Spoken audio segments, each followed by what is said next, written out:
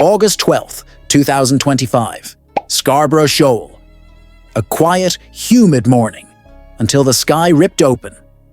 From China's southern coast, an HQ-19 anti-stealth missile screamed into the heavens at Mach 14. Its target? Not a drone. Not a cargo plane. No, this was America's crown jewel of strategic power, the B-2 Spirit. Only 19 exist, each one worth $2.1 billion. Each one capable of turning cities into smoking blueprints. China had just fired on it. Think about that. In under 42 seconds, the world's most advanced bomber went from routine patrol to life-or-death dodgeball with a missile moving faster than most people can process the words incoming.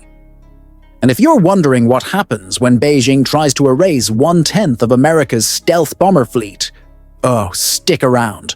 Because what happened next wasn't just a counterstrike. It was a masterclass in shock and awe. The B-2's cockpit lit up in red, threat indicators blaring. The pilot had less than a minute to live. But this wasn't some lumbering Cold War relic. The Spirit was built for exactly this kind of nightmare. With a snap turn and a wave of electronic countermeasures, the bomber twisted reality. Chinese radar thought it was chasing a ghost. And that's exactly what it was. At 35,000 feet, the HQ-19 detonated in a blinding white flash. Close. Too close. But harmless. Now here's where it gets messy. Because in that split second, Beijing crossed a line no one can quietly walk back. Firing on a US bomber in international airspace isn't a warning shot. It's a declaration. And Washington didn't take 24 hours to think it over. Or 12. Or even 1. The answer came in 88 seconds. Operation Iron Dagger.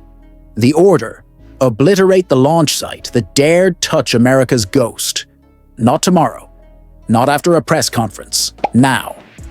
The response unfolded like a symphony of destruction. 2 rearmed B-2 Spirits, call signs Nightfall 1 and Nightfall 2, slipped through the clouds, silent, unseen, unstoppable.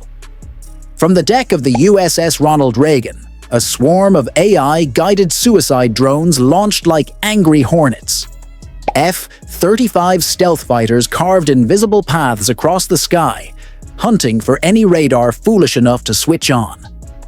And just to make life more confusing for Beijing, US Super Hornets dumped dozens of decoys. Fake radar signatures that looked like a fleet of lumbering B-52s charging straight into Chinese airspace. On enemy screens, it was chaos. 100 bombers, phantom signals, radar jammed, comms fried, defenses blinded. Somewhere in that noise, 2 very real B-2s glided in, their radar cross-section so small they looked no bigger than a golf ball. By the time China figured out which blip was real, the bombs were already falling. 16 precision-guided JDAMs punched through reinforced concrete like it was drywall. The HQ-19 battery, the radar dome, the command bunker, gone. Fires raged at 2,000 degrees. Missiles cooked off in chain reactions so violent they were heard 20 miles away. From the first impact to the last, it took just 88 seconds to erase what Beijing had spent years building. The message couldn't be louder if Washington had written it in the sky, "Don't touch the ghosts." The strike was over almost as quickly as it began. 88 seconds. That's less time than it takes to scroll through TikTok and regret it. By the time Beijing scrambled to respond, their proud HQ-19 battery wasn't a fortress anymore. It was a barbecue pit. But here's the thing. The destruction wasn't the story. The humiliation was. China had unveiled the HQ-19 as its crown jewel, a so-called stealth killer, the system that would finally clip America's invisible wings. And in less than 2 minutes, the system that was supposed to rewrite the rulebook got rewritten itself, straight into the dustbin. Satellite images confirmed the carnage. 3 missile launchers, obliterated. A $150 million radar system, gone. The command bunker reduced to a smoking crater. In total, around $400 million of advanced weaponry vanished. For perspective, that's enough money to build entire shopping malls, dozens of hospitals, or fund one Taylor Swift world tour. And Beijing watched it go up in flames in the time it takes to reheat leftovers. Now you might be thinking, all right, China lost some gear. Big deal. Can't they just replace it? Not exactly. That HQ-19 wasn't just a missile battery. It was part of a carefully woven anti-stealth shield. Its destruction created a hole, a blind spot, a 120-mile stretch of coastline that suddenly looked more vulnerable than a Wi-Fi password set to 1234. For US forces in the Pacific, that blind spot wasn't just tactical, it was golden. Carrier groups, surveillance drones, patrol aircraft, they all had freedom to move in and out of contested waters without a radar crosshair trailing them. Beijing didn't just lose hardware, it lost the illusion of control. And the timing? Brutal. The strike didn't just land bombs, it landed a political earthquake. Within hours, the White House broadcast the images worldwide. The president's statement was blunt, backed by satellite photos and radar logs. An American B-2 had been attacked in international airspace, and the US responded under Article 51 of the UN Charter. Self-defense, plain and simple. Translation: we didn't start this, but we'll sure as hell finish it. Allies rushed to line up. The Philippines, Japan, Australia. Every single one condemned Beijing's move and applauded Washington's response. Even stock markets, jittery at first, realized this wasn't World War III, but something far more surgical. A reminder that America could turn precision into punishment at will. Inside China's Eastern Theater Command, though, the mood wasn't applause. It was panic. Intelligence intercepts later revealed a frenzy. Mobile, HQ-19 units scrambling inland, radar frequencies shifting, satellites repositioned.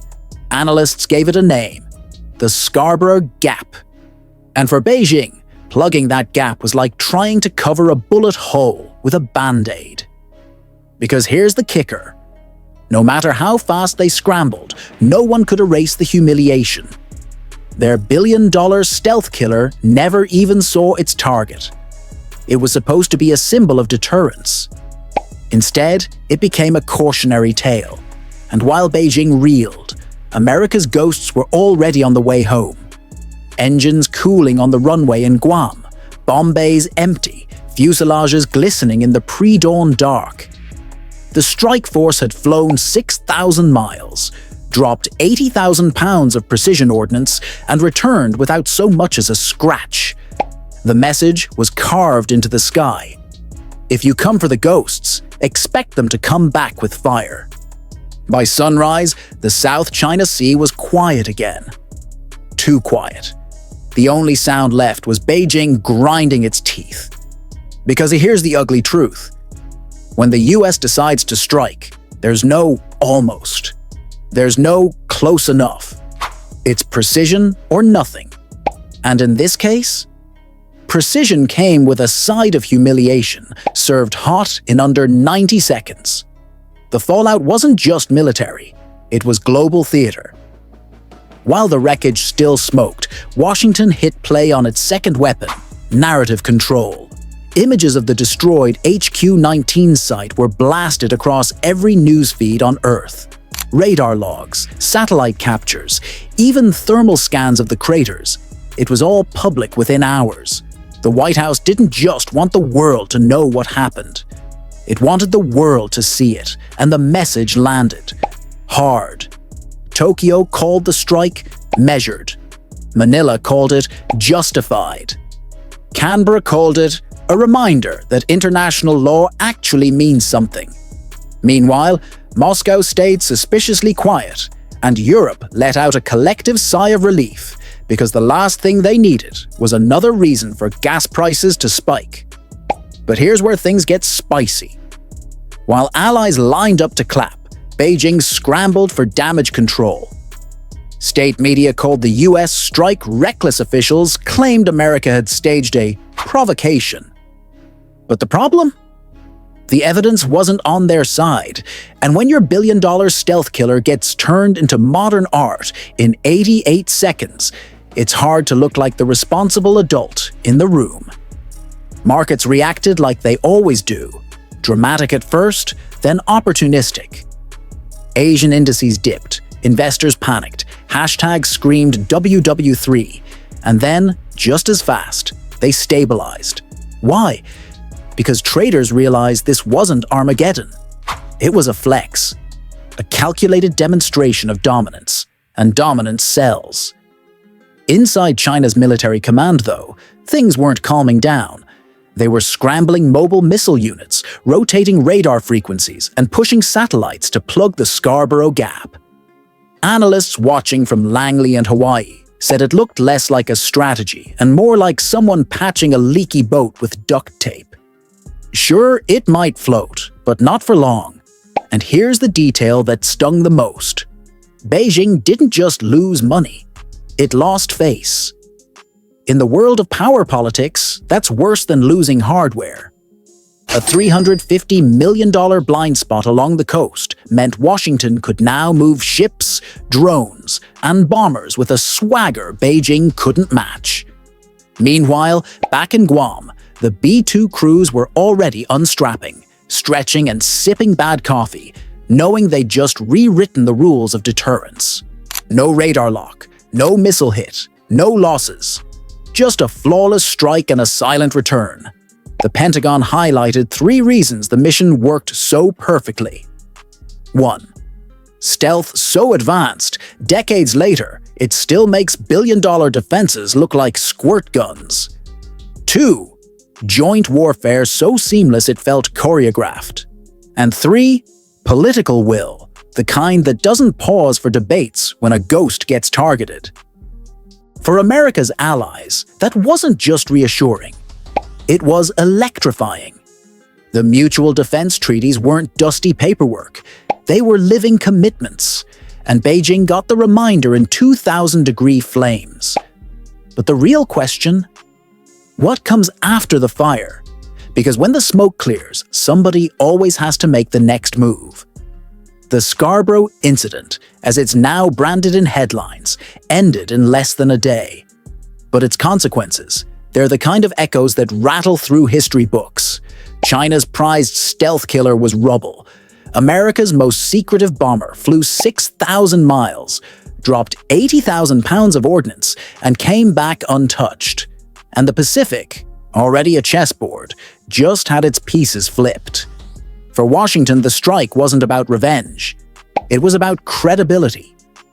Allies watched, enemies recalculated, and fence-sitters suddenly remembered which side of the fence they liked their paychecks to come from. The US didn't just defend its aircraft, it defended the principle of freedom of movement in the international airspace. In plain English, we'll fly where we want, and if you shoot at us, prepare to lose your toys.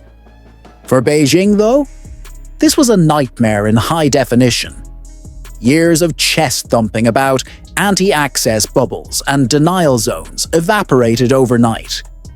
Billions spent on defenses couldn't stop 2 ghosts gliding in under the radar. And the kicker, the whole world saw it. No amount of propaganda can hide the fact that $350 million of cutting-edge weaponry got deleted in 88 seconds by planes their radars never even tracked. Inside think tanks, the comparison started immediately.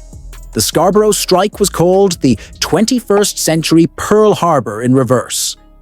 Not a surprise attack against America, but America reminding the world it can turn the tables at any time, anywhere, with chilling precision.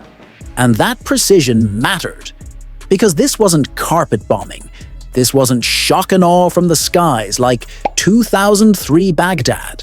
This was surgical, deliberate, designed to cripple one site and nothing else. No civilians hit, no collateral damage, Just a single fortified base reduced to ashes, like a magician snapping fingers and making $400 million vanish.